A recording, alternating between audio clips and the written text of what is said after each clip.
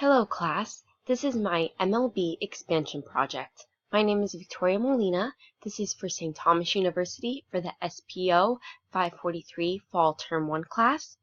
Basically, within this report, I will be explaining that the Major League Expansion proposal is to assist in choosing a specific market for Mr. Rob Manfred to expand the game into, the game of baseball. The following will consist of financial reasons, as well as valuable assets that set apart the market of Nashville, Tennessee from its competitors, such as Las Vegas, Charlotte, and San Antonio.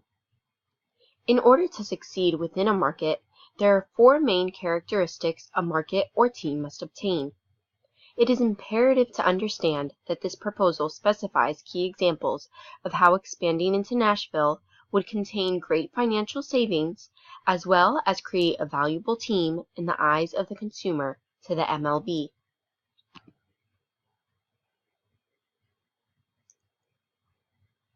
First of all, we will begin with speaking about the population base, the competition, business climate, TV and digital rights, and then we will finish off with the facilities and transportation. These are all main assets that pertain to this financial proposal in order to show why Nashville, Tennessee is the most competitive and wise choice that Mr. Manfred could choose.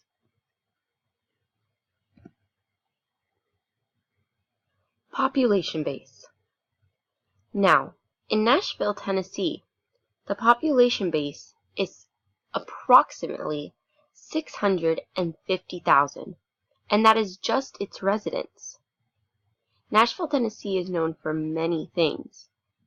The residents enjoy time around their city, the country artists, things of that nature. But that only does not pertain to the residents.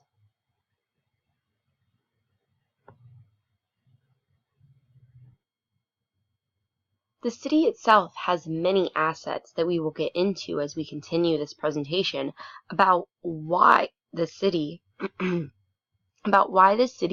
consists of so many different profitable and intriguing assets that make it such a unique market. It is imperative to understand that this large population makes Nashville, Tennessee a very large contender. By entering an environment where people feel safe, they enjoy the commodities and the entertainment, and they also go to have a good time, the market has increased significantly. Therefore, it would increase the sports value and the brand of the Sounds. The Sounds are Nashville's minor league, which we will get into momentarily. The major league team and the population base of Nashville, Tennessee would come together to bring not only more residents, most likely, who are already thinking about moving into the city, but also Nashville is known to be a very large tourist attraction. By entering into this specific market, you are bringing more reason for tourists to go and visit this wonderful music city. The competition. The competition, as I briefly stated moments earlier, would basically be the Nashville Sounds and the University of Tennessee. Residents of Nashville are currently proud supporters of a minor league team that already exists, known as the Nashville Sounds. The Nashville Sounds are members of the Pacific Coast League and the AAA affiliate of the Texas Rangers. The home of the Nashville Sounds, which will also be spoken about momentarily, is currently the First Tennessee Park, which is located in what is known as their Germantown neighborhood.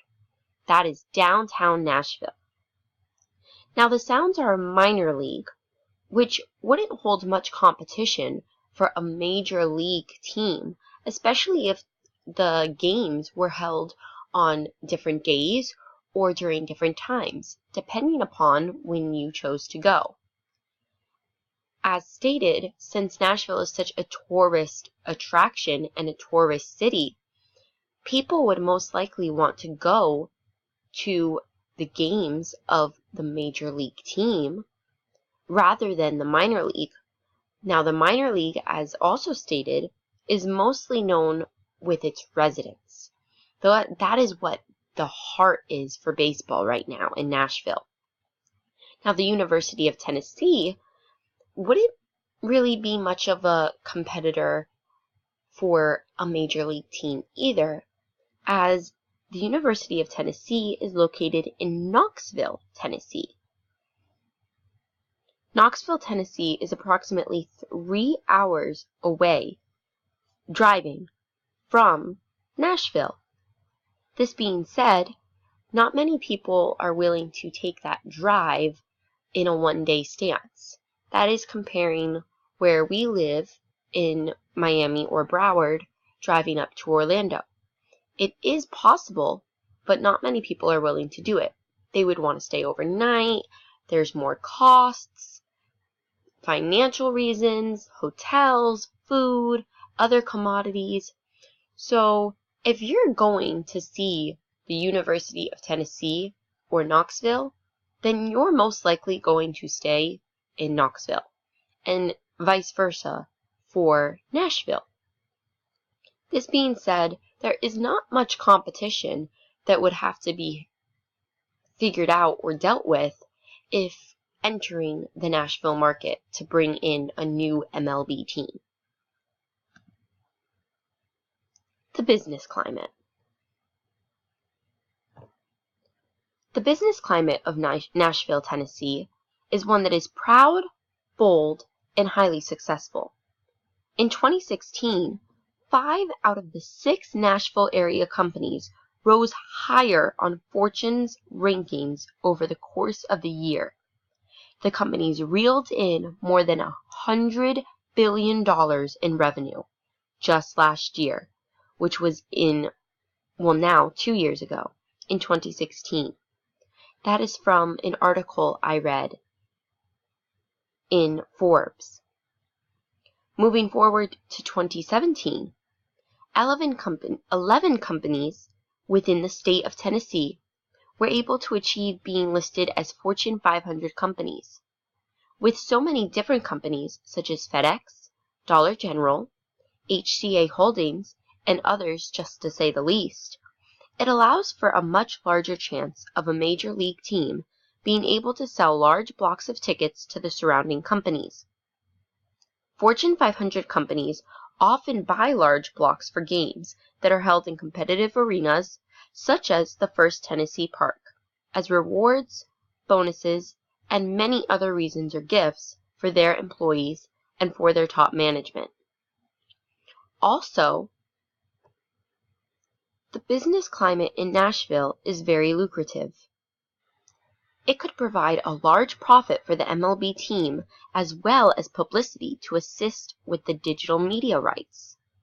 There are many known music stars who live in Nashville who would be able to donate or participate in taking place in the games, singing at the games, donating and buying large amounts of seats or boxes for themselves and for friends and family.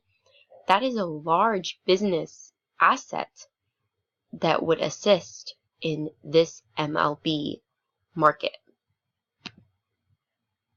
Going on to the TV and digital rights, as I just briefly stated, it would assist in having these media rights.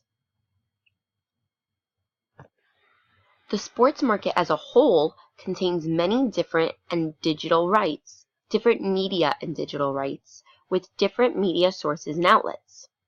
Media and digital rights are related to copyright rights and exclusive deals that broadcasting television stations or radio stations make with sports teams to air top sporting events. The designated market area, otherwise known as DMA, tells the success or failure of the program being shown by a signal transmission. The Nashville market is one that is so large that it is most likely would be able to take risks. By signing media rights with different outlets, when first forming the new market, you would be allowing for less of a chance of failure. In the long run, the more channels that are playing your particular game, in this case, the Nashville market team's game, then you will have a much greater chance of being seen, therefore growing the sport value and the market value.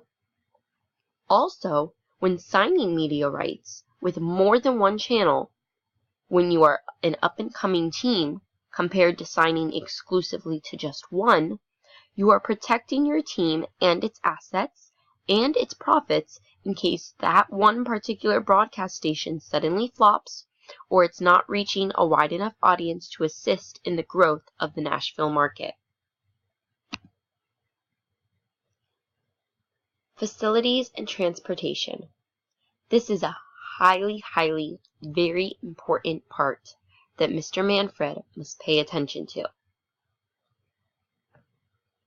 A team's total value is made up of 4 determining factors: sport, market, stadium, and brand. When it comes to sport, this relates to the team's value that relates to how much revenue is shared among all the teams. Market refers to the amount that comes from the specific city and its market size. Stadium is the part that relates to how the arena attributes. And lastly, brand refers to the team's specific brand itself. Larger and more successful markets, such as the Philadelphia Phillies, the Los Angeles Angels, and the New York Mets, and the Boston Red Sox, all consist of much larger stadiums, have great brand reputations, hold a large value within the sport, as well as they are located within market segments that are very large and have a significant population. Residents of Nashville are currently supporting the minor league team spoken about earlier, the Nashville Sounds. The home of the Nashville Sounds is the First Tennessee Park, located in, as stated, the Germantown neighborhood, which is downtown Nashville. The park recently opened up in 2015 and is a state-of-the-art facility that also hosts many different events such as concerts, festivals, and many more. This beautiful new stadium is located in a very populated area of the state, has seating that allows for different advantages depending upon your price point and desire of proximity to the actual field, and having a large constructed concrete new stadium gives Nashville a large advantage that other markets may not have yet. It may require to have a stadium built or to refurbish an old one. It's a key financial factor that Mr. Manfred must recognize when deciding which market he will officially decide to expand into, because it will save him tons of money. It's a great financial asset. Now, when it comes to parking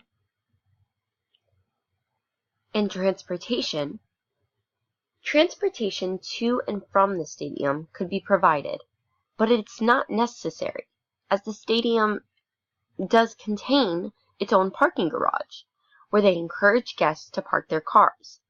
And if the fan chooses not to park their cars in that parking garage, well then, there are approximately 6,000 parking spots within just half a mile of a walk from the Tennessee Park.